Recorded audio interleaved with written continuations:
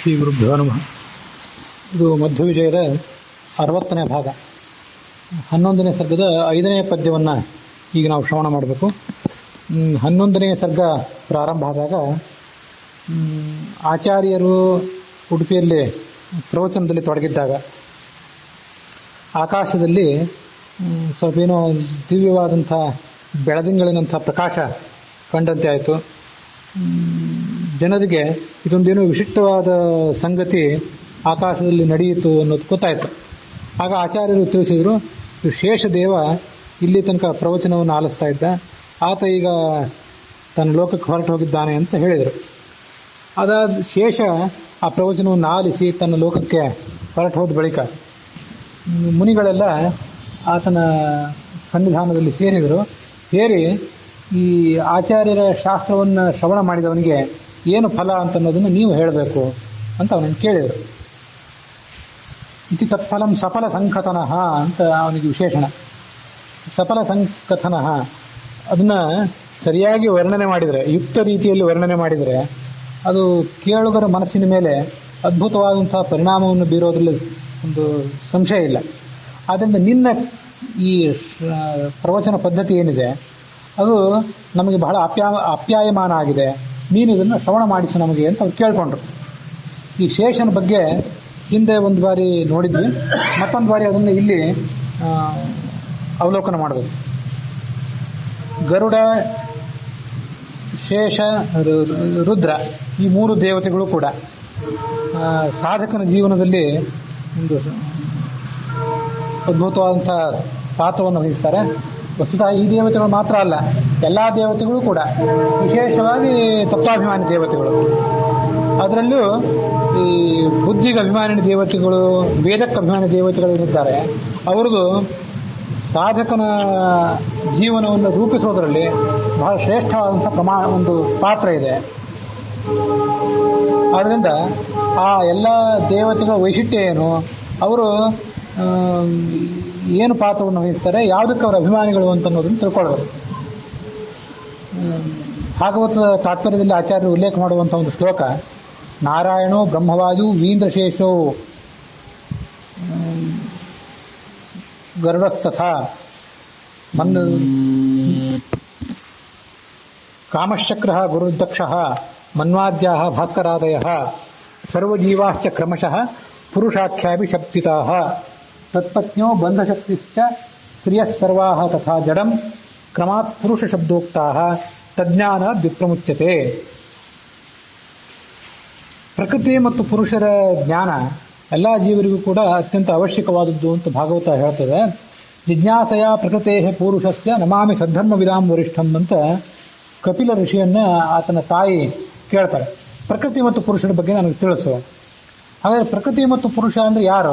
ಪ್ರಕೃತಿ ಅಂದರೆ ಸ್ತ್ರೀ, ಪುರುಷ ಅಂದರೆ ಗಂಡಸು. ಇಷ್ಟು ನಮಗೆಲ್ಲರಿಗೂ ಕೂಡ ಸುಲಭವಾಗಿ ಗೊತ್ತಾಗ್ತದೆ.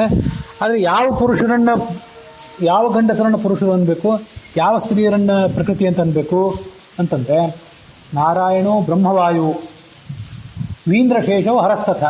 ಕ್ರಮವಾಗಿ ನಾರಾಯಣ, ಬ್ರಹ್ಮವಾಯುಗಳು, ಇಂದ್ರ ಅಂದರೆ ಗರುಡ, ಶೇಷ, ಹರಹ. ತಾರತಮ್ಯವು ಕ್ರಮೇಣ ಕೆಳಗೆ ಆ ಶ್ಲೋಕ ಹೇಳಿದೆ ಅವರೋಹಣ ತಾರತಮ್ಯದಲ್ಲಿ. ಕಾಮಃ ಶಕ್ರಃ ಗುರುಃ ದಕ್ಷಃ ಮನ್ವಾದ್ಯಾಃ, ವಯೋಸುತಮನು, ಸ್ವಯಂಭೂಮನು ಮೊದಲಾದವರು, ಮನ್ವಾದ್ಯಾಃ ಭಾಸ್ಕರಾದಯಃ ಸರ್ವಜೀವಾಶ್ಚ. ಹೀಗೆ ಎಲ್ಲ ಗಂಡು ಜೀವರು ಕೂಡ ಸರ್ವಜೀವಾಶ್ಚ ಕ್ರಮಶಃ ಪುರುಷಾಖ್ಯಾಭಿಶಬ್ದಿತಾಃ, ಪುರುಷ ಅನ್ನುವ ಶಬ್ದದಿಂದ ಅವರು ವರ್ಣಿತರಾಗಿದ್ದಾರೆ. ತತ್ಪತ್ನ್ಯ ಅವರೆಲ್ಲರ ಪತ್ನಿಯರು.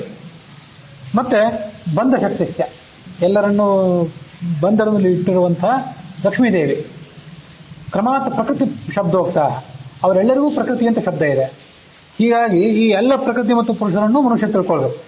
ತಿಳ್ಕೊಂಡು ಅವರ ಮಹತ್ವವನ್ನು ಅನುಸಂಧಾನ ಮಾಡಿಕೊಂಡ್ರೆ ಅದು ವಿಪ್ರಮುಚ್ಯತೆ, ಮುಕ್ತಿಗೆ ಕಾರಣ. ಹಾಗಾದರೆ ಈ ಶೇಷನ ಪಾತ್ರ ಏನು? ಐತರೇಯ ಉಪನಿಷತ್ನಲ್ಲಿ ಹೀಗೊಂದು ಮಾತಿದೆ, ಚತ್ವಾರಃ ಪುರುಷ ಇತಿ ಬಾಧ್ವಃ, ಶರೀರ ಪುರುಷ, ಛಂದ ಪುರುಷ, ವೇದ ಪುರುಷ, ಮಹಾಪುರುಷ ಇತಿ. ಬಾಧ್ವ ಹೇಳ್ತಾನಂತೆ. ನಮಗೆ ಮಾಧ್ವರು ಅಂದ್ರೆ ಗೊತ್ತು, ಮಧ್ವರು ಅಂದ್ರೆ ಗೊತ್ತು, ಮಧ್ವರ ಅನುಯಾಯಿಗಳಾದಂಥ ಮಾಧ್ವರು ಗೊತ್ತು, ಅದು ನಮ್ಗೆ ಗೊತ್ತು. ಬಾಧ್ವ ಅಂದ್ರೆ ಯಾರು? ಆ ಬಾಧ್ವ ಹೇಳ್ತಾನೆ ಏನಂತ, ಶರೀರ ಪುರುಷ, ಛಂದ ಪುರುಷ, ವೇದ ಪುರುಷ ಮತ್ತು ಮಹಾಪುರುಷ ಅಂತ 4 ಜನ ಪುರುಷರಿದ್ದಾರೆ ಅಂತ ಅವನು ಹೇಳ್ತಾನೆ. ಯಾರು ಬಾಧ್ವ ಅಂದ್ರೆ ಈ ವಾಯುದೇವನಿಗೆ ಬಾಧ್ವ ಅನ್ನಬೇಕು. ಯಾಕೆ ಅಂತಂದ್ರೆ ಸಂಸಾರ ಬಾಧಿತೈ ಪ್ರಾಪ್ಯ ಬಾಧ್ವೋ ವಾಯುರುದಾಹೃತ. ಸಂಸಾರದಲ್ಲಿ ಯಾರು ಬಾಧಿತರಾಗಿದ್ದಾರೆ, ಸಂಸಾರದಲ್ಲಿ ಸಿಕ್ಕು ನುಜ್ಜುಗುಜ್ಜಾಗಿದ್ದಾರೆ, ಅವರಿಂದ ಪ್ರಾಪ್ತನಾದವನು. ಸಂಸಾರೋತ್ತಾಪ ನಿತ್ಯೋ ಪಶಮದ ಸದಯ ಸ್ನೇಹ ಹಾಸಾಂಬುಪೂರ. ಸಂಸಾರದ ಭಯಂಕರವಾದ ತಾಪಕ್ಕೆ ಆ ವಾಯುದೇವನ ಮುಗುಳ್ನಗೆ ಅದೊಂದು ಪರಿಹಾರಕ ಅಂತ ಅಲ್ಲಿ ವರ್ಣನೆ ಮಾಡ್ತಾರೆ. ಆದ್ರಿಂದ ಬಾಧ್ವೋ ವಾಯುರುದಾಹೃತ, ಅವನಿಗೆ ಬಾಧ್ವ ಅಂತ ಹೆಸರು. ಸಹಿ ಮೋಕ್ಷಪ್ರದ ವಿಷ್ಣುರಾಜ್ಞೆಯ ಸ ಉವಾಚ, ಅವನು ಸ ಉವಾಚ, ಭಗವಂತನ ಆಜ್ಞೆಯಿಂದ ಅವನೇ ಮೋಕ್ಷ ಕೊಡುವಂಥವನು. ಅವನು ಹೀಗೆ ಹೇಳ್ತಾನೆ ಈ ಮುಂದಿನ ವಿವರಣೆಯನ್ನು. ಆದ್ರಿಂದ ನಾವೆಲ್ಲ ಮಧ್ವರ ಅನುಯಾಯಿಗಳು ಮಾಧ್ವರು ಅಂತ ಹೇಳಿ ಕರೆಸ್ಕೊಂಡಿದ್ದೀವಿ. ಆದ್ರಿಂದ ಬಾಧ್ವರ ಅನುಯಾಯಿಗಳು ನಾವು ಬಾಧ್ವರು ಅಂತ ಹೇಳ್ಕೊಳ್ಳಿಕ್ಕೂ ಏನು ಅಡ್ಡಿ ಇಲ್ಲ, ಸುಮ್ಮನೆ ಹಾಸ್ಯಕ್ಕಾಗಿ ಹಾಗೆ ಹೇಳಿಲ್ಲ. ಆದರೆ ಈ ಹೆಸರು ಹೆಚ್ಚು ಪ್ರಚಲಿತ ಇಲ್ಲ. ಅವನೇನು ಹೇಳ್ತಾನೆ, 4 ಜನ ಪುರುಷರಿದ್ದಾರೆ. ಯಾರು ಅಂತಂದ್ರೆ ಶರೀರ ಪುರುಷ, ಎಲ್ಲಾ ಶರೀರಗಳಿಗೂ ಅಭಿಮಾನಿ ದೇವತೆಯಾದವನು ಶಿವ. ಶಿವ ಮನೋಭಿಮಾನಿ ಅನ್ನೋದು ಗೊತ್ತು, ಆದರೆ ಆತ ಶರೀರಕ್ಕೂ ಕೂಡ ಅಭಿಮಾನಿ. ಮುಂದೆ ಛಂದಃ ಪುರುಷ, ಛಂದಸ್ಸುಗಳು ಅಂತಂದ್ರೆ ಈ ಅನುಷ್ಠುಪ್ ಮೊದಲಾದ ಛಂದಸ್ಸುಗಳು. ಹಾಗೆ ಛಂದಸ್ಸು ನಿರ್ಮಾಣ ಆಗುವುದೇ ಅಕ್ಷರಗಳಿಂದ.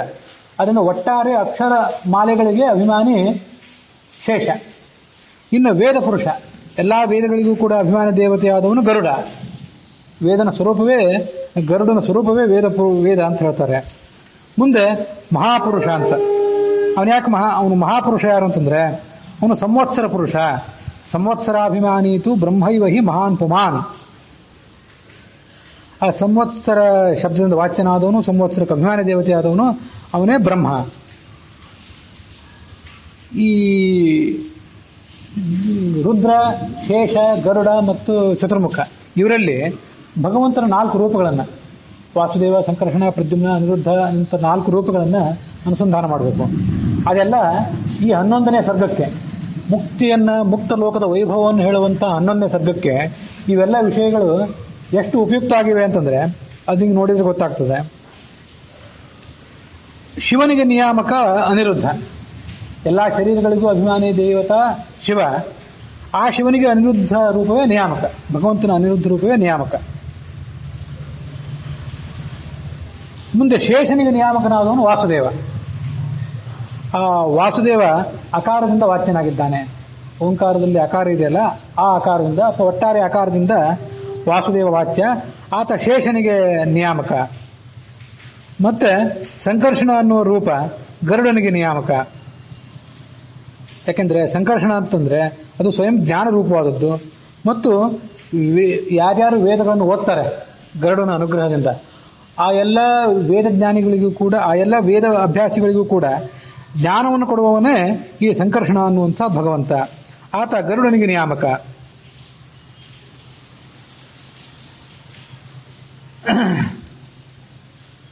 ಈ ಕೊನೆಯದೊಂದು ಬ್ರಹ್ಮ ಅಂತ ಏನು ರೂಪ ಇದೆ, ಅದು ಚತುರ್ಮುಖ ಬ್ರಹ್ಮನಲ್ಲಿ ಇರುವಂಥ ರೂಪ. ಹೀಗೆ ಈಗ ನಾವು ಸದ್ಯ ಶೇಷನ ಬಗ್ಗೆ ನೋಡ್ಬೇಕಲ್ಲ. ಶೇಷದೇವ ಆ ಮುನಿಗಳಿಗೆಲ್ಲ ಮುಕ್ತ ಲೋಕದ ವೈಭವವನ್ನು ಹೇಳಿ ಹೊರಟಿದ್ದಾನೆ. ಆ ಶೇಷನಲ್ಲಿರುವಂತಹ ರೂಪ ಅಂದ್ರೆ ವಾಸುದೇವ ರೂಪ. ಅಯಿತ್ಯಾಕ್ರಿಯತೆ ಯಸ್ಮಾತ್ ವಾಸುದೇವೋ ಶಕಾರಕಃ ಶೇಷಸ್ಯ ಸಾರಃ ಸವಿಭು. ಶೇಷನಲ್ಲಿ ಅಂತರ್ಯಾಮಿಯಾಗಿರ್ತಕ್ಕಂಥ ರೂಪ. ಶೇಷ ಹೇಳಿಕೊಟ್ಟದ್ದು ಮುಕ್ತ ಲೋಕದ ವೈಭವವನ್ನ, ಮುಕ್ತ ಸ್ಥಿತಿಗೆ ನಿಯಾಮಕನೇ ವಾಸುದೇವ ರೂಪ. ಇಲ್ಲಿ ನಮ್ಮ ಮಲಗಿದ ಅವಸ್ಥೆಗೆ, ಸುಷುಪ್ತಿ ಅವಸ್ಥೆಗೆ ನಿಯಾಮಕ ಪ್ರಾಜ್ಞ, ಜಾಗದ ಅವಸ್ಥೆಗೆ ನಿಯಾಮಕ ವಿಶ್ವ, ಮತ್ತು ಸ್ವಪ್ನಾವಸ್ಥೆಗೆ ನಿಯಾಮಕ ತೈಜಸ. ಇವು ನಾವು ಈ ಸಂಸಾರಾವಸ್ಥೆಯಲ್ಲಿದ್ದಾಗ. ಮುಕ್ತಾವಸ್ಥೆಗೆ ನಿಯಾಮಕ ತುರಿಯ, ಅವನೇ ವಾಸುದೇವ ಅಂತ ಕೂಡ ಹೀಗೆ ವರ್ಣನೆ ಮಾಡ್ತಾರೆ. ಅದು ಈ ಸಂಸಾರದ ಅವಸ್ಥೆಯಲ್ಲಿ ಎಲ್ಲಿಯೂ ಕೂಡ ಆ ತುರಿಯ ಅನ್ನೋ ರೂಪ ಅದು ಇಲ್ಲಿ ನಮಗೆ ಗೋಚರವೇ ಆಗೋದಿಲ್ಲ, ಅದಕ್ಕೆ ಇಲ್ಲಿ ಕಾರ್ಯವೇ ಇಲ್ಲ. ಆದ್ರಿಂದ ಶೇಷನಲ್ಲಿ ಅಂತರ್ಯಾಮಿ ಇರ್ತಕ್ಕಂಥ ರೂಪ ವಾಸುದೇವ ರೂಪ ಅಂತ ವರ್ಣನೆ ಮಾಡ್ತಾರೆ. ಆ ಶೇಷ ಅಕ್ಷರಮಾಲೆಗೆ ಅಭಿಮಾನಿ ದೇವತೆ, ಎಲ್ಲ ಛಂದಸ್ಸುಗಳಿಗೆ ಅಭಿಮಾನಿ ದೇವತೆ. ಆದ್ರಿಂದ ಎಲ್ಲ ಮಾತುಗಳನ್ನು ನಾವು ಆಡುವಾಗ, ಛಂದಸ್ಸುಗಳನ್ನು ಅಧ್ಯಯನ ಮಾಡುವಾಗ ಆತನ ಅನುಗ್ರಹ ಬೇಕು. ಅದಕ್ಕಾಗಿ ಆತ ಸಫಲ ಸಂಕಥನ ಅಂತ ಹೀಗೆ ಅದನ್ನ ನೋಡಬೇಕು. ಭಗವಾನ್ ಪ್ರಪಂಚಯತು ಭೂರಿದಯ, ನೀವು ಅದನ್ನ ನಮಗೆ ವಿಸ್ತಾರವಾಗಿ ವರ್ಣಿಸಿರಿ ಅಂತ ಅವ್ರು ಕೇಳ್ಕೊಂಡ್ರು. ಇತಿತೈರಿದುರಿತ ಮುದಾರಮತಿ ವಚನಂ ನಿಶಮ್ಯ ಸಜಗಾದ ಗಿರಂ. ಆ ಋಷಿಗಳು ಹೇಳಿದ ಮಾತನ್ನು ಇವನು ಕೇಳಿ ಹೇಳಲಿಕ್ಕೆ ಪ್ರಾರಂಭ ಮಾಡಿದ. ಶೃಣುದಾದರೇಣ ಮಹನೀಯತಮಂ ಮಹನೀಯ ಪಾದ ಸಮಯಸ್ಯ ಫಲಂ. ಮಹನೀಯ ಪಾದ, ಎಲ್ಲ ದೇವತೆಗಳು ಯಾವ ಪಾದಕಮಲಕ್ಕೆ ಮಣಿತಾರೋ ಆ ಮುಖ್ಯ ಪ್ರಾಣ ಮಾಡಿದಂಥ ಶಾಸ್ತ್ರ ಏನಿದೆ ಅದರ ಫಲವನ್ನ, ಅದು ಎಂಥ ಫಲ, ಮಹನೀಯವಾದ ಫಲ, ಅದನ್ನು ಆದರೇಣ ಶೃಣುತ, ಅತ್ಯಂತ ಭಕ್ತಿಯಿಂದ ಕೇಳಿರಿ. ತ್ರಿದಿವಾದಿ ಲಭ್ಯಮಪಿ ನಾಸ್ಯ ಫಲಂ ಕಥಿತಂ ಕೃಷೇರಿವ ಫಲಾಲಕುಲಂ ಸ್ವಕುಲಂ ತು ಸ್ವಫಲಂ ತು ಮುಕ್ತಿಪದಂ ಶುಕಶಾರದಾದಿ ಪರಮಾರ್ಥವಿದಾಂ. ಈ ಆಚಾರ್ಯರ ಶಾಸ್ತ್ರಕ್ಕೆ ಏನು ಫಲ? ಮೋಕ್ಷವೇ ಮುಖ್ಯ ಫಲ. ಸ್ವರ್ಗ ಸಿಗೋದಿಲ್ಲ ಅಂತಲ್ಲ, ಆದರೆ ಸ್ವರ್ಗ ಇದರ ಮುಖ್ಯ ಫಲ ಅಲ್ಲ. ಯಾಕೆಂತಂದ್ರೆ ಕಥಿತಂ ಕೃಷೇರಿವ ಫಲಾಲಕುಲಂ. ನೀವು ಕೃಷಿ ಯಾಕೆ ಮಾಡ್ತೀರಿ ಅಂತ ಯಾರನ್ನಾರು ಕೇಳಿದರೆ ಅದರಲ್ಲಿ ಒಂದು ಫಸಲು ಸಿಗ್ತದೆ, ಗೋಧಿ ಜೋಳ ಮೊದಲಾದಂಥ ಫಸಲು ಸಿಗ್ತದೆ, ಅದರಿಂದ ಕೃಷಿ ಮಾಡ್ತೀವಿ ಅಂತ ಎಲ್ಲರೂ ಹೇಳ್ತಾರೆ. ಹೊರತು ಒಣ ಹುಲ್ಲು ಸಿಗ್ತದೆ ಅನ್ನೋದಕ್ಕಾಗಿ ಕೃಷಿ ಯಾರು ಮಾಡೋದಿಲ್ಲ.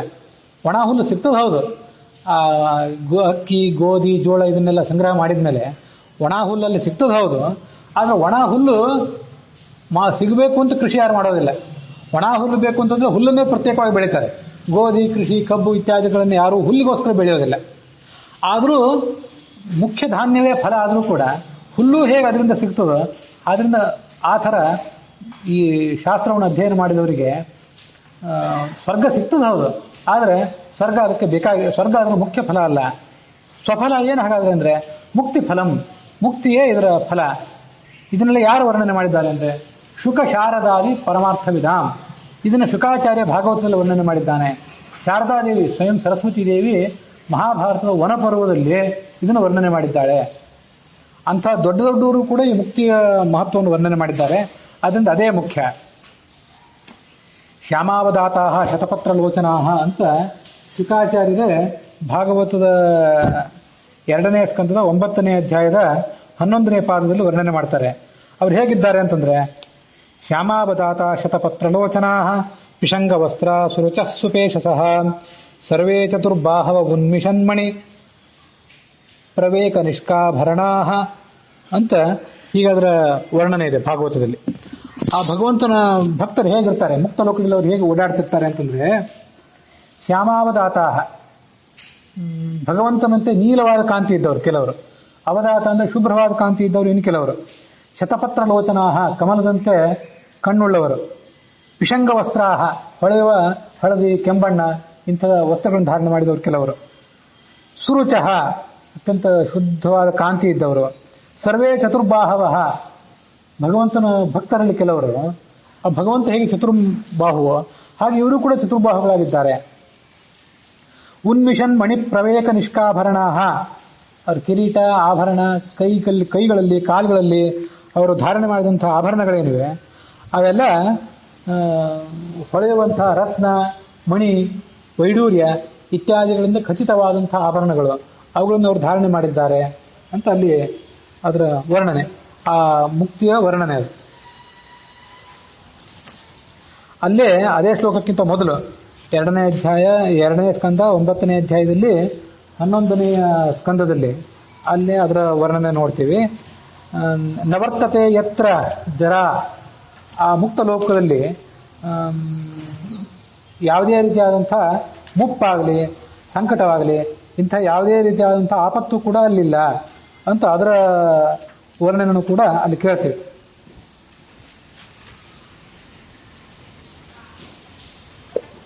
ಇದು ಶುಕಾಚಾರ್ಯರು ಭಾಗವತದಲ್ಲಿ ಹೇಳಿದ ಮಾತಾಯಿತು.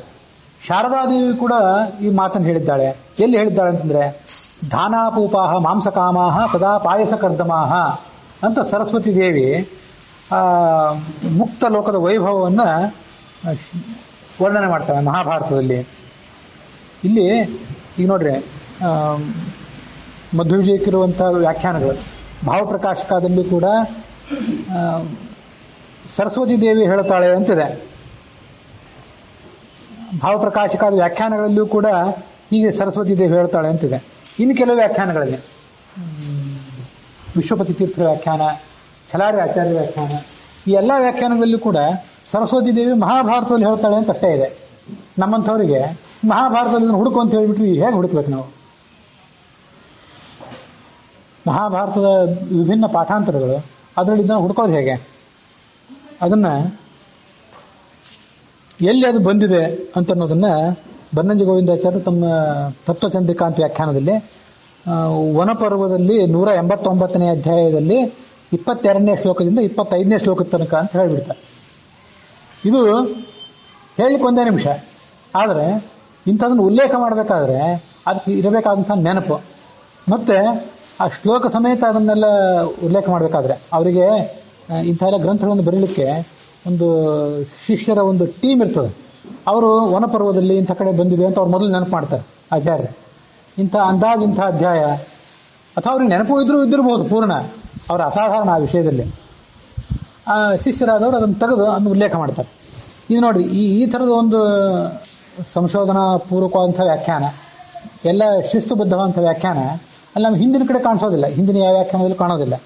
ಅಂದ ಮಾತ್ರಕ್ಕೆ ಆ ಹಿಂದಿನ ವ್ಯಾಖ್ಯಾನಗಳನ್ನು ಅಲ್ಲಗಳಿತೀನಿ ಅಂತಲ್ಲ, ಸ್ವಯಂ ಆಚಾರ್ಯರು ಕೂಡ ಅದೆಷ್ಟೆಷ್ಟೋ ಗ್ರಂಥಗಳಿಂದ ಶ್ಲೋಕಗಳನ್ನು ಉಲ್ಲೇಖ ಮಾಡ್ತಿರ್ತಾರೆ. ಎಲ್ಲಿಯೂ ಕೂಡ ಇಂಥ ಕಡೆ ಬಂದಿದೆ, ಇಂಥ ಶ್ಲೋಕ, ಇಂಥ ಅಧ್ಯಾಯ ಅಂತ ಯಾರೋ ಒಂದು ವಿಸ್ತಾರವಾಗಿ ಹೇಳೋದಿಲ್ಲ. ಸ್ವಯಂ ಆಚಾರ್ಯರೇ ಹೇಳಲಿಲ್ಲ. ಯಾಕೆಂದ್ರೆ ಆಗಿನ ಕಾಲದಲ್ಲಿ ಆ ಎಲ್ಲ ಗ್ರಂಥಗಳು ಭಾಗವತದಲ್ಲಿ ಈಗ ಬಂದಿದೆ ಅಂದ್ರೆ ಭಾಗವತದಲ್ಲಿ ಇಂಥ ಕಡೆ ಬಂದಿದೆ ಅಂತ ಶಿಷ್ಯರಿಗೆ ನೆನಪಾಗಿಬಿಡ್ತಿತ್ತು. ಗುರುಗಳು ಉಲ್ಲೇಖ ಮಾಡಿಬಿಟ್ರೆ ಶಿಷ್ಯರಿಗೆ ಅನಾಯಾಸವಾಗಿ ಗೊತ್ತಾಗಿಬಿಡ್ತಿತ್ತು. ವಾತಾವರಣವೇ ಹೇಗಿದ್ದರಿಂದ ಇಂಥ ಕಡೆ ಬಂದಿದೆ ಅಂತ ಯಾರು ಹೇಳಬೇಕಾದ ಪ್ರಸಂಗ ಇದ್ದಿದ್ದಿಲ್ಲ. ಈ ತ್ರಿಪಾದ ಉದ್ಭವದ ಪುರುಷ ಪಾದೋ ಸೇಹಾವತ್ ಪುನಃ ಅಂತ ಪುರುಷ ಸೂಕ್ತದಲ್ಲಿ ಹೇಳಿದ್ದಾರೆ ಅಂತಂದ್ರೆ ಪುರುಷ ಸೂಕ್ತದಲ್ಲಿ ಯಾವ ರಕ್ಕದು ಅಂತ ಯಾರು ಕೇಳೋ ಪ್ರಸಂಗ ಇಲ್ಲ. ಉಪೇಂದ್ರ ಶ್ರೀಧರ ಅಂತೆಲ್ಲ ವಿಷ್ಣು ಸಹಸ್ರನಾಮದಲ್ಲಿ ಬಂದಿದೆ ಅಂದ್ರೆ ವಿಷ್ಣು ಸಹಸ್ರನಾಮ ಎಲ್ಲಿದೆ, ಅದು ಯಾವ ಶ್ಲೋಕ ಅಂತ ಯಾರಿಗೂ ಕೇಳೋ ಪ್ರಸಂಗ ಈಗಿಲ್ಲ. ಯಾಕಂದ್ರೆ ಭಗವದ್ಗೀತೆ, ವಿಷ್ಣು ಸಹಸ್ರನಾಮ, ಪುರುಷ ಸೂಕ್ತ ಇವೆಲ್ಲ ನಮ್ಗೆ ಈಗ ಎಷ್ಟು ಪ್ರಸಿದ್ಧವೋ ಅದನ್ನ ಹೇಳಿಬಿಟ್ರೆ ಹುಡುಕ್ಲಿಕ್ಕೆ ನಮ್ಗೆ ಎಷ್ಟು ಪ್ರಸಿದ್ಧವೋ, ಆಗಿನ ಕಾಲದಲ್ಲಿ ಭಾಗವತ, ಮಹಾಭಾರತ, ರಾಮಾಯಣ ಇವೆಲ್ಲ ಶಿಷ್ಯರ ಬುದ್ಧಿಯಲ್ಲಿ ಅಷ್ಟೇ ಸ್ಥಿರವಾಗಿರ್ತಿದ್ದವು. ಆದ್ರಿಂದ ಅವ್ರಿಗೆ ಹೇಳಬೇಕಾದ ಪ್ರಸಂಗ ಇರ್ತಿರ್ಲಿಲ್ಲ. ಆದ್ರಿಂದ ಆಗಿನ ಗುರುಗಳು ಹೇಳ್ತಿರ್ಲಿಲ್ಲ. ಅದು ಈಗೇನಾಗಿಬಿಟ್ಟಿದೆ ಅಂತಂದ್ರೆ ಈಗ ಇತ್ತೀಚೆಗೆ ಅದು ಹಾಗಾಗಿ ಮಹಾಭಾರತದಲ್ಲಿದೆ ಅಂತಂದ್ರೆ ಎಲ್ಲಿದೆ? ಇದೆ ನೋಡ್ರಿ, ಈಗ 189ನೇ ಅಧ್ಯಾಯ ಅಂತಿದೆ. 189ನೇ ಅಧ್ಯಾಯ ಅಂತ ಒಂದು ಪುಸ್ತಕ ತೆಗೆದುಬಿಟ್ರೆ 189ನೇ ಅಧ್ಯಾಯದಲ್ಲಿ ಸಿಗೋದಿಲ್ಲ. ಭಾರತೀಯ ಪ್ರಕಾಶನದ ಕನ್ನಡದ ಅನುವಾದದ ಭಾರತದಲ್ಲಿ ಅದು 186ನೇ ಅಧ್ಯಾಯದಲ್ಲಿ 27ನೇ ಅಧ್ಯಾಯದಲ್ಲಿ 29ನೇ ಶ್ಲೋಕವು ಕೂಡ ಒಂದು 2-3 ಶ್ಲೋಕ ಹಿಂದೆ ಮುಂದೆ, ಅಧ್ಯಾಯವೂ ಕೂಡ ಒಂದು 2-3 ಅಧ್ಯಾಯ ಹಿಂದೆ ಮುಂದೆ. ಇದು ಈಗಿನ ಕಾಲದ ಅವಶ್ಯಕತೆ. ಆದ್ರಿಂದ ಯಾವುದೇ ಜ್ಞಾನದ ಒಂದು ಚಟುವಟಿಕೆ, ಬೌದ್ಧಿಕ ಚಟುವಟಿಕೆ ಏನಿರ್ತದಲ್ಲ, ಅದು ಆಗಿನ ಕಾಲಕ್ಕೆ ತಕ್ಕಂತೆ ಅಪ್ಡೇಟ್ ಆಗಬೇಕು. ಆಗದೆ ಹೋದ್ರೆ ಅದು ಆಗಿನ ಕಾಲದಲ್ಲಿ ಅಭ್ಯಾಸ ಮಾಡೋರಿಗೆ ಅತ್ಯಂತ ಕಬ್ಬಿಣದ ಕಡಲೆ ಆಗಿಬಿಡ್ತದೆ. ಇತ್ತೀಚೆಗೇನೆ ವಾದಿರಾಜ ಸ್ವಾಮಿಗಳು ಯುಕ್ತಿ ಮಲ್ಲಿಕ ರಚನೆ ಮಾಡಿ ಆ ಯುಕ್ತಿ ಮಲ್ಲಿಕೆಗೆ ಅವರ ತಮ್ಮನೇ ಆದಂತಹ ಸುರೋತ್ತಮ ಏನು ಟೀಕೆ ಬರೋದ್ರಲ್ಲ, ವಾದಿರಾಜ ಸ್ವಾಮಿಗಳು ಇತಿ ಸಹಸ್ರನಾಮಸು ಅಂತ ಹೇಳ್ಬಿಡ್ತಾರೆ. ಕೆಲವೊಂದು ಕಡೆ ಸಹಸ್ರನಾಮ ಅಂದ್ರೆ ವಾಸುದೇವ ಸಹಸ್ರನಾಮ ಅಂತ ತಿಳ್ಕೊಳ್ಬೇಕು, ವಿಷ್ಣು ಸಹಸ್ರನಾಮ ಅಂತ ತಿಳ್ಕೊಳ್ಬೇಕು, ಅದು ನಮಗೆ ಗೊತ್ತಾಗೋದಿಲ್ಲ. ಮತ್ತು ಕೆಲವು ಕಡೆ ವಾಸುದೇವ ಸಹಸ್ರನಾಮಸು ಅಂತ ಹೇಳಿದ ಮೇಲೂ ಅದು ವಾಸುದೇವ ಸಹಸ್ರನಾಮವೇ ಎರಡೆರಡು ಕಡೆ ಪುರಾಣದಲ್ಲಿ ಬಂದಂತೆ ಕಾಣಿಸ್ತದೆ. ಅದು ಇವತ್ತು ನೀವು ವಾಸುದೇವ ಸಹಸ್ರನಾಮ ಅಂತ ಎಲ್ಲರೂ ತೆಗೆದು ನೋಡಿದರೆ ಅದು ಸಿಗೋದೇ ಇಲ್ಲ. ಯಾಕೆಂದ್ರೆ ಆ ವ್ಯಾಖ್ಯಾನಗಳನ್ನು ಅಪ್ಡೇಟ್ ಮಾಡದೇ ಇರುವುದರ ಸಮಸ್ಯೆ ಇದೆ. ಅದಕ್ಕಾಗಿ ಇವತ್ತು ಎಲ್ಲ ವಿದ್ವಾಂಸರು ಇದನ್ನ ಒಂದು ಪ್ರವಚನ ಮಾಡುವವರಿಗೆಲ್ಲರಿಗೂ ಕೂಡ ಈ ಅಂಕಿಅಂಶಗಳು ಬೇಕಾಗಿಲ್ಲ. ಈ ಅಂಕಿಅಂಶಗಳ ಸಮೇತ ಪ್ರವಚನ ಮಾಡ್ತಾ ಹೋಗಿಬಿಟ್ರೆ ಆ ಪ್ರವಚನ ಮುಗಿಲಿಕ್ಕೇ ಇಲ್ಲ. ಮತ್ತು ನಾಳೆ ಆ ಪ್ರವಚನಕಾರನ್ನ ಯಾರು ಅಂತ ಗಡಸಾದ ಪ್ರವಚನಕಾರರನ್ನು ಯಾರು ಕರೀಲಿಕ್ಕೂ ಇಲ್ಲ. ಆದರೆ ಕನಿಷ್ಠ ವ್ಯಾಖ್ಯಾನಗಳನ್ನು ಬರೆಯುವಾಗ, ಅನುವಾದಗಳನ್ನು ಬರೆಯುವಾಗ ಯಾವುದೇ ಶ್ಲೋಕವನ್ನು ಕೋಟ್ ಮಾಡಿದರೆ ಆ ಶ್ಲೋಕ ಎಲ್ಲಿ ಬಂದಿದೆ ಅಂತ ಅನ್ನೋದನ್ನ ಆ ಸಂದರ್ಭ ಸಮೇತ ಕೋಟ್ ಮಾಡೋದನ್ನು ಅಭ್ಯಾಸ ಮಾಡ್ಕೊಳ್ಬೇಕು. ಆದ್ರಿಂದ ಈಗ ನನ್ನ ಎದುರಿಗೆ ಈ ಪುಸ್ತಕ ಏನಿದೆಯಲ್ಲ, ನಾನು ಈಗ ಹೇಳಿದೆ, ಈ ಪುಸ್ತಕ ಖರೀದಿ ಮಾಡ್ಲಿಕ್ಕೆ ಒಂದು 500 ರೂಪಾಯಿ, ಏನು ಬಹಳ ಕಷ್ಟ ಇಲ್ಲ. ಯಾರೋ ಒಂದು 500 ರೂಪಾಯಿ ಕೊಟ್ಟಿರ್ತಾರೆ, ದಕ್ಷಿಣ ಕೊಟ್ಟಿರ್ತಾರೆ, ಅದನ್ನು ತಗೊಂಡು ಪುಸ್ತಕ ಖರೀದಿ ಮಾಡೋದು ದೊಡ್ಡದಲ್ಲ. ಆದರೆ ಒಂದು ವೇಳೆ ಇದು ಸಿಗದೆ ಹೋದ್ರೆ, ಮಹಾಭಾರತದಲ್ಲಿ ಇಂಥ ಕಡೆ ಇದು ಬಂದಿದೆ ಅಂತ ಅಂಶ ಏನಾದ್ರೂ ನಮ್ಗೆ ಸಿಗದೆ ಹೋದ್ರೆ, ವನಪರ್ವ ಅಂತ ಸಿಕ್ಕರೆ ಹುಡುಕ್ಬಹುದು. ಅದು ಸಿಗದೆ ಹೋದ್ರೆ ಅದು ಹುಡುಕ್ಲಿಕ್ಕೆ ಎಷ್ಟು ಕಷ್ಟ. ಈಗ ಒಂದು ಉದಾಹರಣೆ ಹೇಳ್ತೇನೆ, ಅದನ್ನು ಮುಂದೆ ನಾನು ಶಾಂತಿ ಪರ್ವದಲ್ಲಿ ಹೇಳಬೇಕಾಗಿದೆ. ಮತ್ತೆ ಸಭಾಸಾರ ಸಂಗ್ರಹದಲ್ಲಿ ಬ್ರಾಹ್ಮಣರಾದವ್ರು ಹೇಗೆ ಯಜ್ಞ ಮಾಡಬೇಕು, ಕ್ಷತ್ರಿಯರಾದವ್ರು ಹೇಗೆ ಯಜ್ಞ ಮಾಡಬೇಕು ಅನ್ನೋದನ್ನ ಸತ್ಯಜ್ಞಾನ ಸ್ವಾಮಿಗಳು ಒಂದಿಷ್ಟು ವಿಶದವಾಗಿ ವಿವರಣೆ ಮಾಡ್ತಾರೆ. ಅಲ್ಲಿ ಇತಿ ಜಾಬಾಲಿ ಸಂವಾದೆ ಅಂತ ಒಂದ್ ಕಡೆ ಹೇಳ್ತಾರೆ, ಮತ್ತೊಂದು ಕಡೆ ಈಗ ಶಾಂತಿ ಪರ್ವದಲ್ಲಿ ಹೇಳಿದ್ದಾರೆ ಅಂತ ಹೇಳ್ತಾರೆ. ಆ ಶಾಂತಿ ಪರ್ವದಲ್ಲಿ ಎಲ್ಲಿ ಜಾಬಾಲಿ ಸಂವಾದ ಅಂದ್ರೆ ಯಾವುದು? ಜಾಬಾಲಿ ಸಂವಾದ ಅಂದ್ರೆ ಅದು ಕೂಡ ಶಾಂತಿ ಪರ್ವನೇ.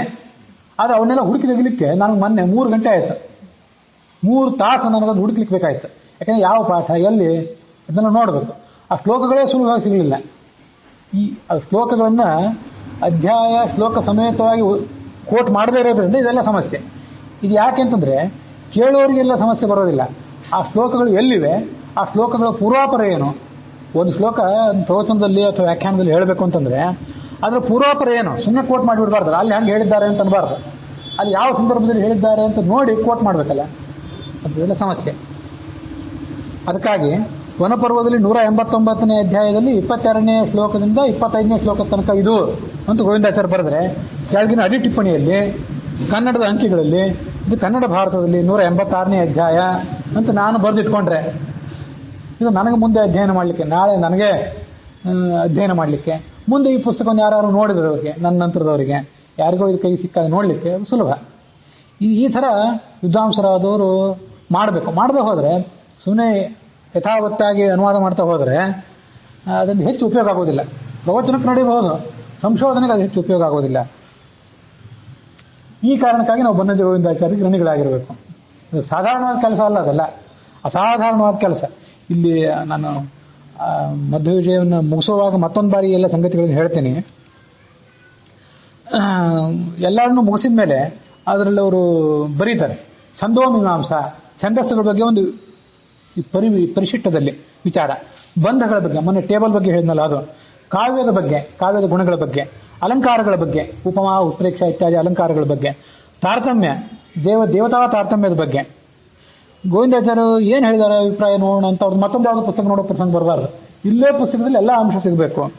ಶಾಸನ ಮೀಮಾಂಸ, ಆಚಾರ್ಯರ ಕುರಿತಾದಂತಹ ಆಚಾರ್ಯರ ಜೀವನದಲ್ಲಿ ಬರುವಂತಹ ರಾಜರು ಉಳಿದೆಲ್ಲವರು ಅವರ ಬಗ್ಗೆ ತುಳು ಶಾಸನಗಳು, ತುಳು ಲಿಪಿಯಲ್ಲಿರುವಂತಹ ಎಷ್ಟೆಷ್ಟೋ ಶಾಸನಗಳು, ಅದೆಲ್ಲದರ ಬಗ್ಗೆನೂ ಕೂಡ ಇಲ್ಲಿ ನಮಗೆ ಉಲ್ಲೇಖ ಸಿಗಬೇಕು ಯಾರು ನೋಡಬೇಕು ಅಂತಿದ್ರೆ.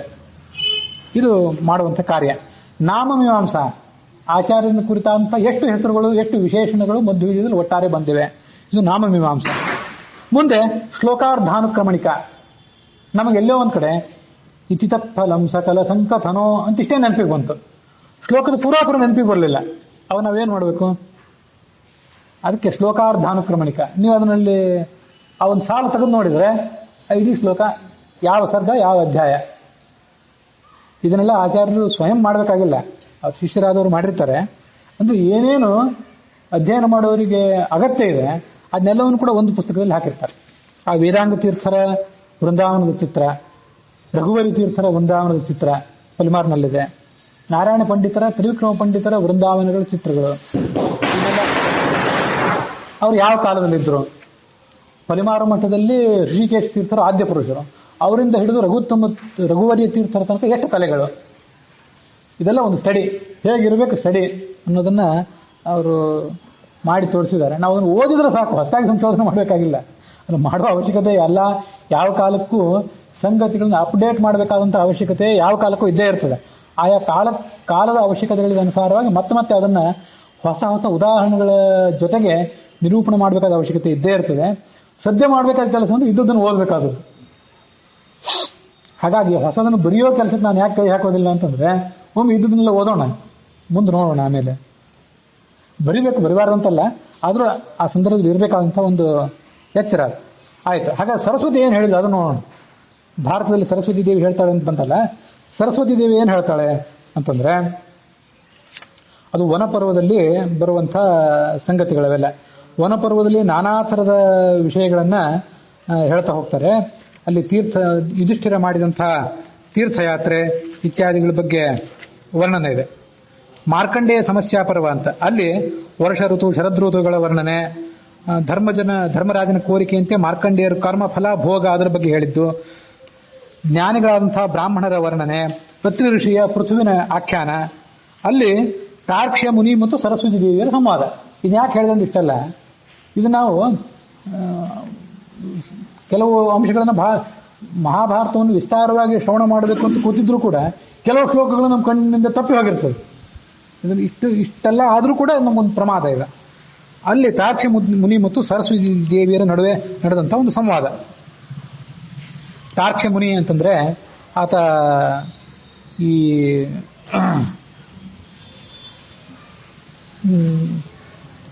ಕಶ್ಯಪ ಮೊದಲಾದವರ ಗರುಡ ಮೊದಲಾದವರ ತಂದೆ ಅವನು, ಕಶ್ಯಪ ಋಷಿ. ಆತನನ್ನೇ ತಾರ್ಕ್ಷ ಅಂತ ವರ್ಣನೆ ಮಾಡ್ತಾರೆ. ಅವನೇನು ಹೇಳಿದ, ಇದಂ ಶ್ರೇಯಃ ಪರಮಂ ಮನ್ಯಮಾನಾಃ ವ್ಯಾಯಚ್ಛಂತೆ ಮುನಯಃ ಸಂಪ್ರತೀತಾಃ ಆಚಕ್ಷ್ವಮೇ ತಂ ಪರಮಂ ವಿಶೋಕಂ ಮೋಕ್ಷಂ ಪರಂ ಯಂ ಪ್ರವಿಶಂತಿ ಧೀರಾಃ. ಜ್ಞಾನಿಗಳಾದವರು ಮೋಕ್ಷಕ್ಕೆ ಹೋಗ್ತಾರಲ್ಲ, ಆ ಮೋಕ್ಷದ ಬಗ್ಗೆ ಒಂದು ಸ್ವಲ್ಪ ಹೇಳು. ಸಾಂಖ್ಯಶಾಸ್ತ್ರ ಯೋಗಶಾಸ್ತ್ರದಲ್ಲೆಲ್ಲ ಆ ಮೋಕ್ಷದ ಬಗ್ಗೆನೇ ಬಂದಿದೆ, ಅದರ ಬಗ್ಗೆ ಒಂದಿಷ್ಟು ವಿವರಣೆ ಮಾಡು. ಆಗ ಸರಸ್ವತಿ ದೇವಿ ಹೇಳಿದ್ಲು, ತಂ ವೈ ಪರಂ ವೇದ ವಿದಃ ಪ್ರಪನ್ನಾಃ ಪರಂ ಪರೇಭ್ಯ ಪ್ರಚಿತಂ ಪುರಾಣಂ. ವೇದಜ್ಞಾನಿಗಳಾದವರು ಪರಮಪುರುಷನಾದಂಥ ಆ ಪರಮಾತ್ಮನನ್ನು ತಲುಪ್ತಾರೆ. ಅವರೆಂಥವ್ರು ಒಂದು ಸ್ವಾಧ್ಯಾಯ ಪ್ರವಚನಗಳನ್ನು ಮುಗಿಸಿರ್ತಾರೆ. ವ್ರತ ಪುಣ್ಯ ಯೋಗೈಹಿ, ವ್ರತಗಳನ್ನು ಪುಣ್ಯಕರವಾದ ವ್ರತಗಳನ್ನು ಮಾಡಿರ್ತಾರೆ. ತಪೋಧನಾಹ ವೀತ ಶೋಕಾಹ, ಈ ಜಗತ್ತಿನ ಎಲ್ಲಾ ಶೋಕಗಳನ್ನು ಕೂಡ ನೀಗಿಕೊಂಡಿರ್ತಾರೆ. ಅವರು ಮುಕ್ತರಾಗಿರ್ತಾರೆ. ಅಲ್ಲೇನಿದೆ, ತಸ್ಯಾಥ ಮಧ್ಯೆ ವೇತಸ ಪುಣ್ಯಗಂಧ ಸಹಸ್ರ ಶಾಖೋ ವಿಪುಲೋ ವಿಭಾತಿ ತಸ್ಯ ಮೂಲಾತ್ ಸರಿತಃ ಪ್ರಸ್ರವಂತಿ ಮಧೂದಕ ಪ್ರಸ್ರವಣ ಸುಪುಣ್ಯಾಹ ಅಂತ ಶ್ಲೋಕ. ಆ ಮೋಕ್ಷದಲ್ಲಿ ಸಾವಿರಾರು ಶಾಖೆಗಳಿಂದ ಕೂಡಿದಂಥ ಒಂದು ವೇತಸ ವೃಕ್ಷ ಇದೆ, ಒಂದು ದೊಡ್ಡ ವೃಕ್ಷ. ಆ ವೃಕ್ಷದ ಅಡಿಯಿಂದ ನೂರಾರು ಝರಿಗಳು ಹರಿತವೆ.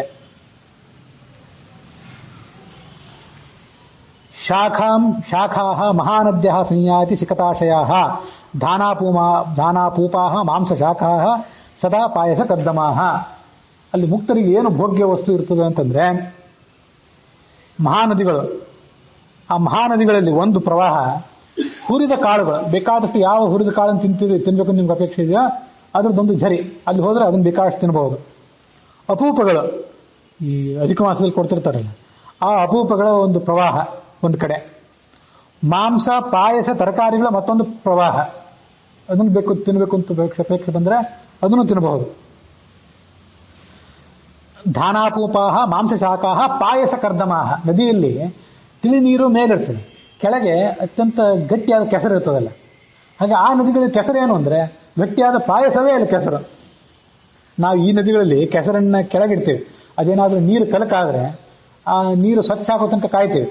ಅಲ್ಲಿ ಆ ಕೆಸರನ್ನ ನಿರಾಕರಣೆ ಮಾಡುವ ಅವಶ್ಯಕತೆ ಇಲ್ಲ, ಆ ಕೆಸರು ಸಮೇತನೇ ಮೇಲಿರುವ ತಿಳಿ ಪ್ರವಾಹವನ್ನು ಕುಡಿಬಹುದು. ಇದು ಅಲ್ಲಿ ಬಂದಂತಹ ವರ್ಣನೆ. ಇದನ್ನೇ ಧಾನಾಪೂಪಾಹ ಮಾಂಸಶಾಖಾಹ ಸದಾ ಪಾಯಸ ಕರ್ದಮಾಹ ಅನ್ನೋದನ್ನೇ ಸರಸ್ವತಿ ದೇವಿ ಹೇಳಿದ್ದು ಅಂತ ಮಧ್ವ ವಿಜಯದಲ್ಲಿ ಶುಕ ಶಾರದಾದಿ ಪರಮಾರ್ಥ ವಿಧಾಮ್ ಅಂತ ಮಧ್ವ ವಿಜಯಕಾರ ಹೇಳಿದ್ರು. ಅದರ ವ್ಯಾಖ್ಯಾನಗಳಲ್ಲಿ ಕೂಡ ಈ ಶ್ಲೋಕವನ್ನೇ ಹೇಳಿದರು. ಹೀಗೆ ಕಶ್ಯಪನಂತಹ ದೊಡ್ಡ ಜ್ಞಾನಿ ಸರಸ್ವತಿ ದೇವಿಯನ್ನು ಕೇಳಿದ. ಆ ಸರಸ್ವತಿ ದೇವಿ ಅದ್ರ ಬಗ್ಗೆ ವಿವರಣೆ ಮಾಡ್ತಾ ಹೋದ್ಲು.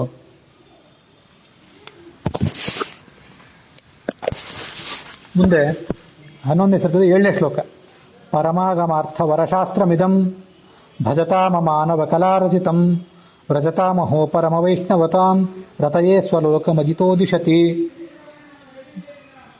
ಪರಮಾಗಮಗಳು, ರಾಮಾಯಣ ಮಹಾಭಾರತ ಭಾಗವತಗಳು ಮತ್ತೆ ವೇದಗಳು ಉಪನಿಷತ್ತುಗಳು, ಇವುಗಳ ಅರ್ಥವನ್ನು ವಿವರಿಸಿದಂಥ ಶಾಸ್ತ್ರ ಇದು. ಯಾರು ರಚನೆ ಮಾಡಿದ್ದು? ಅಮಾನವ ಕಲಾರಚಿತ, ದೇವಾಂಶ ಸಂಭೂತನಾದ ವ್ಯಕ್ತಿ ಇದನ್ನು ರಚನೆ ಮಾಡಿದ್ದು. ಅದರಲ್ಲೂ ಋಜುಗಣಸ್ಥನಾದವನು ರಚನೆ ಮಾಡಿದ್ದು ಇದನ್ನ. ವ್ರಜತಾಮಹೋ ಪರಮ ವೈಷ್ಣವತಾಂ, ಇದನ್ನು ಓದಿ ಆ ಭಾಗವತತ್ವವನ್ನ, ವೈಷ್ಣವತ್ವವನ್ನು ಪಡ್ಕೊಂಡವ್ರು ಯಾರಿದ್ದಾರಲ್ಲ, ಭಾಗವತ ಅಂತ ಪಡ್ಸ್ಕೊಂಡಿರೋ ವ್ಯಕ್ತಿ ಯಾರಿರ್ತಾನಲ್ಲ, ಅವನಿಗೆ ಸುಖಕ್ಕಾಗಿ ಭಗವಂತ ಇದನ್ನು ಕೊಡ್ತಾನೆ. ನೀವು ಮುಕ್ತರಾಗೋದು ಅಂತಂದ್ರೆ ಸುಮ್ಮನೆ ಇಲ್ಲೆಲ್ಲ ಇಷ್ಟೆಲ್ಲ ಸಂಕಟಗಳು, ಈ ಅಸ್ತವ್ಯಸ್ತಗಳೆಲ್ಲ ಇಲ್ಲಿವೆ. ಮುಕ್ತಿಗೆ ಹೋದ್ಮೇಲೆ ಏನೂ ಇಲ್ಲ, ಉಣ್ಣೋದು ಇಲ್ಲ, ತಿನ್ನೋದು ಇಲ್ಲ, ಕೇವಲ ಒಂದು ಬಂಡೆ ಕಲ್ಲಿನಂತೆ ಮುಕ್ತ ಕೂತಿರ್ತಾನೆ ಅಂತ ತಿಳ್ಕೊಬೇಡ್ರಿ. ಅವನಿಗೆ ಇವೆಲ್ಲ ಇವೆ. ಅವನ ಸುಖಕ್ಕಾಗಿ ಭಗವಂತ ಇದನ್ನೆಲ್ಲ ಕೊಡ್ತಾನೆ. ಯಾರು ಕೊಡ್ತಾರೆ ಅಂದ್ರೆ ಅಜಿತ ದಿಶತಿ, ಅಜಿತ ಭಗವಂತ ಇದನ್ನು ಕೊಡ್ತಾನೆ. ನನು ತತ್ರ ವಿಶ್ವ ವಿಭವೈಕ ಪದಂ ಪರಿಭಾತಿ ಪೂರ್ಣ ಪುರುಷಸ್ಯ ಪುರಿ ಉಪಲಭ್ಯತೆ ಯದ್ ಉಪಮಾನ ಪದಂ ಪ್ರತಿಬಿಂಬಮೇವ ಮಣಿವ ಪ್ರಗತಂ. ಪೂರ್ಣ ಪುರುಷಸ್ಯ ಪುರಿ, ಆ ಭಗವಂತನ ಆ ಲೋಕ ಇದೆಯಲ್ಲ, ಅದು ಶ್ವೇತದ್ವೀಪ ಇರ್ಬೋದು, ಅನಂತಾಸನ ಇರ್ಬೋದು, ವೈಕುಂಠ ಇರ್ಬೋದು, ಅದು ಪರಿಭಾತಿ, ಪ್ರಕಾಶಮಾನವಾಗಿದೆ. ಅದು ಯಾರ ಪುರುಷ? ಅದು ಪೂರ್ಣ ಪುರುಷಸ್ಯ ಪುರಿ, ಪೂರ್ಣ ಪುರುಷನಾದ ಭಗವಂತನ ನಗರ ಅದು. ಅವನ್ಯಾಕೆ ಪೂರ್ಣ ಪುರುಷ ಅಂತಂದ್ರೆ, ಗೀತಾ ಪ್ರಸ್ಥಾನದಲ್ಲಿ ಒಂದು ಪ್ರಮಾಣ ಉಲ್ಲೇಖ ಮಾಡ್ತಾರೆ. ಪುರು ಬ್ರಹ್ಮ ಗುಣಾಧಿಕ್ಯಾತ್ ತಜ್ಞಾನಾತ್ ಪುರುಷ ಸ್ಮೃತಃ. ಪುರು ಅಂದ್ರೆ ಪರಮಾತ್ಮ. ಆ ಪರಮಾತ್ಮನ ಜ್ಞಾನವನ್ನ ನಾವು ಜೀವರು ಪಡ್ಕೊಳ್ಬೇಕಾದ್ರಿಂದ, ಪಡ್ಕೊಂಡ್ರೆ ಮಾತ್ರ ನಾವು ಪುರುಷ ಅಂತ ಕರೀತಾರೆ. ಆದ್ರಿಂದ ಪುರುಷರು, ಗಂಡಸರು ಪುರುಷರೇ, ಸ್ತ್ರೀಯರು ಪುರುಷರೇ ಈ ಅರ್ಥದಲ್ಲಿ. ಗಂಡು ಹೆಣ್ಣು ಅರ್ಥದಲ್ಲಿ ಪುರುಷ ಪ್ರಕೃತಿ ಅನ್ನೋ ಶಬ್ದಗಳು ಪ್ರತ್ಯೇಕವಾಗಿವೆ, ಆವಾಗ ಉಲ್ಲೇಖ ಮಾಡಿದ ಆ ಶಬ್ದಗಳು. ಇದರಿಂದ ಪುರುಷ ಅಂದ್ರೆ ಈ ದೇಹದಲ್ಲಿ ಯಾರು ವ್ಯಕ್ತಿ ಇದ್ದಾನಲ್ಲ, ಆ ಕಾರಣಕ್ಕಾಗಿ ಇವನನ್ನು ಪುರುಷ ಅಂತ ಕರೀತಾರೆ, ದೇಹದಲ್ಲಿ ಇರೋದರಿಂದ. ಮತ್ತೆ ಪೂರ್ಣನಾದ ಪರಮಾತ್ಮನನ್ನು ತಿಳ್ಕೊಳ್ಳಿಕ್ಕೆ ಪ್ರಯತ್ನ ಮಾಡಬೇಕಾದ್ರಿಂದ, ಮಾಡ್ತಾನಾದ್ರಿಂದ ಅವನನ್ನು ಪುರುಷ ಅಂತ ಕರೀತಾರೆ. ಈ ನಾವೆಲ್ಲ ಕೇವಲ ಪುರುಷರು, ಅವನು ಪೂರ್ಣ ಪುರುಷ, ಪುರುಷೋತ್ತಮ. ಅದು ಎಂಥದ್ದು ಅಂತಂದ್ರೆ ವಿಶ್ವ ವಿಭವೈಕ ಪದಂ, ಜಗತ್ತಿನ ಎಲ್ಲ ರೀತಿಯಾದಂಥ ವೈಭವವು ಕೂಡ ಅಲ್ಲಿದೆ. ಅಲ್ಲಿರುವ ವೈಭವ ಇನ್ನೆಲ್ಲೂ ಇಲ್ಲ. ಅಂಥ ನಗರ ಮತ್ತೆಲ್ಲಾದ್ರೂ ಇದೆಯಾ ಅಂತಂದ್ರೆ ಅದಕ್ಕೆ ಬೇರೆ ಏನೂ, ಅದಕ್ಕೆ ಸರಿಸಾಟಿಯಾದ ನಗರವೇ ಇಲ್ಲ. ಕೊಡಬಹುದು ಒಂದು ಹೋಲಿಕೆ, ಏನು ಅಂತಂದ್ರೆ ಪ್ರತಿಬಿಂಬಮೇವ ಮಣಿ ವಪ್ರಗತಂ. ನಮಗೆ ಇಲ್ಲಿ ಒಂದು ಈ ಪಂಜಾಬ್ನಲ್ಲಿ ಸ್ವರ್ಣ ಮಂದಿರ ಇದೆಯಲ್ಲ, ಆ ಸ್ವರ್ಣ ಮಂದಿರ ಸರೋವರದ ಮಧ್ಯೆ ಇದೆ. ಅದು ಆ ಸರೋವರದ ಮಧ್ಯದಲ್ಲಿ ಸ್ವರ್ಣ ಮಂದಿರ ಇದೆ. ಆ ಸರೋವರದಲ್ಲಿ ಆ ಸ್ವರ್ಣ ಮಂದಿರದ ಪ್ರತಿಬಿಂಬ ಏನು ಬಿದ್ದಿರ್ತದಲ್ಲ, ಅದನ್ನ ಸರಿ ಗಮನಕ್ಕೆ ತಂದುಕೊಂಡ್ರೆ ಪರಮಾತ್ಮನ ನಗರಕ್ಕೆ ಏನು ಹೋಲಿಕೆ ಅಂತಂದ್ರೆ ಆ ಪರಮಾತ್ಮನ ನಗರದ ಪ್ರತಿಬಿಂಬವೇ ಹೋಲಿಕೆ. ಅದೆಲ್ಲಿ ಪ್ರತಿಬಿಂಬ ಬಿದ್ದಿದೆ ಅಂದ್ರೆ ಮಣಿವಪ್ರಗತಂ, ಅಲ್ಲಿರುವಂಥ ನೆಲದ ಹಾಸೆಲ್ಲ, ಮುಕ್ತರಾದಂಥ ವ್ಯಕ್ತಿಗಳು ಓಡಾಡುವಂಥ ನೆಲದ ಹಾಸು, ಎಲ್ಲಿ ಹೋದಲ್ಲೆಲ್ಲ ಮಣಿಗಳ ಹಾಸು, ವೈಡೂರ್ಯದ ಹಾಸು, ಸ್ಫಟಿಕದ ಹಾಸು. ಆ ಹಾಸಿನ ಮೇಲೆ ಆ ಪ್ರತಿಬಿಂಬ ಬಿದ್ದಿದೆ. ಅದಕ್ಕೆ ಇದೇ ಸಾಟಿ, ಇದಕ್ಕೆ ಅದೇ ಸಾಟಿ ಅಷ್ಟೇ.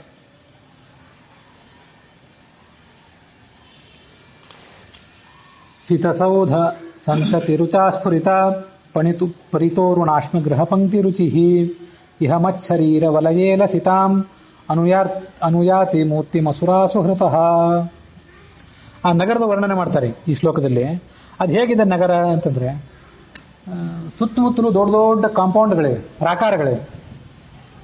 ಅವೆಲ್ಲ ಪ್ರಾಕಾರಗಳಂಥದ್ದೊಂದು ಬಿಳಿ ಬಣ್ಣದ ಪ್ರಾಕಾರಗಳು, ಸುಣ್ಣ ಬಳಿದ್ರಿಂದ ಸ್ವಚ್ಛ ಅಂತ ಪ್ರಾಕಾರಗಳು. ಆ ಪ್ರಾಕಾರಗಳ ನಡುವೆ ಕೆಂಬಣ್ಣದ ಮಾಣಿಕ್ಯ ಇವುಗಳಿಂದ ರಚಿತವಾದ ಗೋಡೆಗಳುಳ್ಳಂಥ ಮನೆಗಳಿವೆ. ಅದು ಹೇಗೆ ಶೋಭಿತ ಆಗಿದೆ ಅಂತಂದ್ರೆ ಶೇಷ ಹೇಳ್ತಾನೆ, ಇಹ ಮಚ್ಚರೀರ ವಲಯೇ ಲಸಿತಾ ಮನುಯಾರ್ತಿ ಮೂರ್ತಿ ಮಸುರಾಸು ಹೃತಃ. ನನ್ನನ್ನೊಂದು ಬಾರಿ ನೆನಪು ಮಾಡ್ಕೊಡ್ರಿ. ಅದು ಶುಭ್ರವಾದ ವಿಶಾಲವಾದ ಶರೀರ ನಮ್ಮದು. ಅದು ಸುರುಳಿ ಸುರುಳಿಯಾಗಿ ಆ ಶೇಷನ ಶರೀರ ಇರ್ತದೆ ಒಂದು ಕಡೆ. ಅದರ ಮಧ್ಯದಲ್ಲಿ ಒಂದು ಕಡೆ ಪರಮಾತ್ಮನ ರೂಪ ಮಲಗಿರ್ತದೆ. ಆ ಪರಮಾತ್ಮನ ರೂಪ ಹೇಗಿರ್ತದೆ ಅಂದ್ರೆ ಕೆಂಬಣ್ಣದ್ದು ಹೌದು, ನೀಲವರ್ಣದ್ದು ಹೌದು. ಬೇರೆ ಬೇರೆ ರೂಪಗಳು ಪರಮಾತ್ಮನ ಬೇರೆ ಬೇರೆ ಬಣ್ಣಗಳು ಆ ಪರಮಾತ್ಮನ ರೂಪಕ್ಕಿವೆ. ಬಿಳಿಯ ಬಣ್ಣದ ಶೇಷನ ಆ ಸುರುಳಿಯ ನಡುವೆ ಕೆಂಬಣ್ಣದ ಒಂದು ಪರಮಾತ್ಮನ ರೂಪ ಅಂತ ನೀವು ಕಲ್ಪನೆ ಮಾಡಿಕೊಂಡ್ರೆ ಅದು ಹೇಗಿರ್ತದೋ ಹಾಗೆ ಬಿಳಿಯ ದೊಡ್ಡ ದೊಡ್ಡ ಕಾಂಪೌಂಡ್ಗಳು, ಆ ಕಾಂಪೌಂಡ್ಗಳ ನಡುವೆ ಇರುವಂಥ ಕೆಂಬಣ್ಣದ ಕೆಲವು ಮನೆಗಳು, ನೀಲವರ್ಣದ ಇನ್ನು ಕೆಲವು ಮನೆಗಳು, ಹಸಿರು ವರ್ಣದ ಇನ್ನು ಕೆಲವು ಮನೆಗಳು, ಅವೆಲ್ಲ ಮನೆಗಳು ಹಾಗೆ ಪರಮಾತ್ಮನ ರೂಪವನ್ನು ಹೋಲಿಕೆ ತಂದ್ಕೋಬಹುದು ಅಂತ ಅದ್ರ ವರ್ಣನೆ.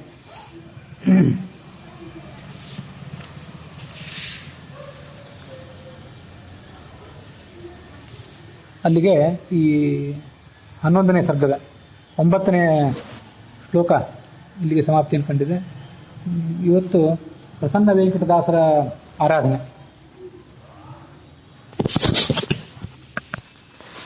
ಜಗನ್ನಾಥದಾಸರ ಆರಾಧನೆ ಇತ್ತು ಈ ಹಿಂದೆ. ಆ ಜಗನ್ನಾಥದಾಸರು ಮತ್ತು ಪ್ರಸನ್ನ ವೆಂಕಟದಾಸರು ಅವರ ಅಂತರ್ಯಾಮಿಯಾಗಿರ್ತಕ್ಕಂಥ ಶೇಷನ ಅಂತರ್ಯಾಮಿಯಾಗಿರ್ತಕ್ಕಂಥ ಛಂದಪುರುಷನಾದ ಶೇಷ, ಆ ಶೇಷನ ಅಂತರ್ಯಾಮಿಯಾಗಿರ್ತಕ್ಕಂಥ ಆ ಸಂವತ್ಸರ ಶಬ್ದನ ವಾಚ್ಯನಾದಂಥ ಮುಖ್ಯ ಪ್ರಾಣ, ಅವನ ಅಂತರ್ಯಾಮಿಯಾದಂಥ ವೈಕುಂಠ ಶಬ್ದವಾಚ್ಯನಾದ ಭಗವಂತನಿಗೆ ಇದು ಅರ್ಪಿತ ಆಗಲಿ ಅನ್ನುವಲ್ಲಿಗೆ ಈ ಭಾಗ ಸಮಾಪ್ತಿಯನ್ನು ಕಂಡಿದೆ.